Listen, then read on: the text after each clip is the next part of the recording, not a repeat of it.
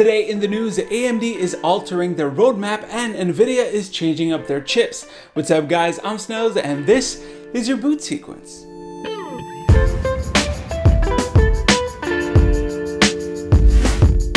Before we start, let me just give a big thanks to our sponsor, Memory Express. They're based here in Canada and offer a complete price beat guarantee, not to mention their stores, which are a great place to try out all of the newest peripherals for yourself before you buy them. They got a brand new store in Victoria, BC too.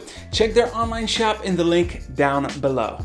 Alright, so in the last few months, Ryzen 3000, Navi and Epyc have been incredibly popular in the news cycle, but it kind of makes us forget about another AMD product that has its place in the consumer market. Threadripper. And after AMD's Q1 earnings call last month, it looks like Threadripper might have been placed on somewhat of a back burner. Back in January, during CES, AMD placed their high-end desktop chip in the 2019 AMD client lineup of non-stop product momentum.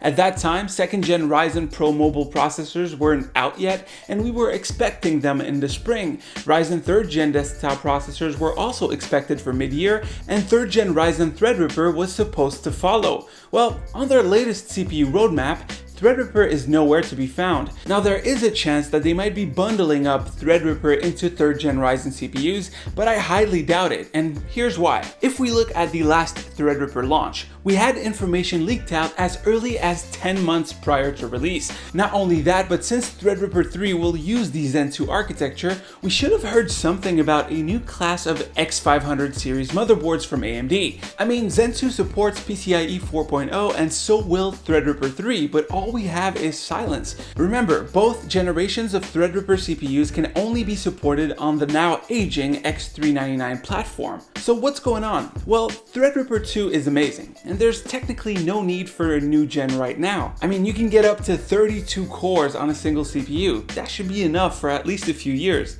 So maybe AMD is delaying it for a couple of reasons. First, Zen 2 chiplets are based on 7nm, and both Ryzen and Epyc will use it, which means both products will be competing for the same die.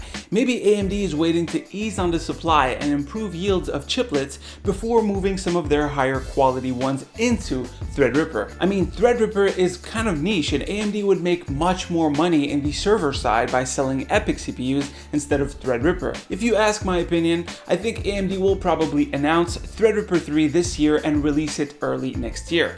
What do you guys think? Moving on, it looks like Nvidia will stop bidding their RTX 2080s and 2070s. In case you didn't know, Nvidia was selling two variants of each card. For the RTX 2080, there was a Turing TU104-400-A1 and a TU104-400A-A1. That A after the 400 was basically a higher binned GPU with better overclocking potential, while the non-A version was, well, worse. Starting now, Nvidia will offer a single, more powerful TU104-410 for the 2080 and TU106-410 for the 2070.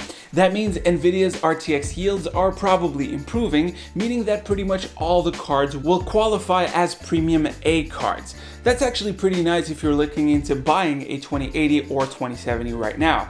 Honestly, the non-A variants were actually pretty terrible overclockers compared to the A variants. We don't know yet if this will affect the TU102 chips inside of the 2080 Ti's, but I'm guessing that it will in time. Next up, coming back to AMD, it looks like we might have the first sighting of the Ryzen 16 core chips coming up. Leaker extraordinaire Tom Apisak has just changed his Twitter bio from "Can I leak Navi" to ES16 core. ES16 core is a Zen 2 part, and when asked about his finding, he said that he'll share that information later. Unfortunately, the info is not out just yet, and I need to start editing and filming this episode. Hopefully, the info will be out in time for our next video.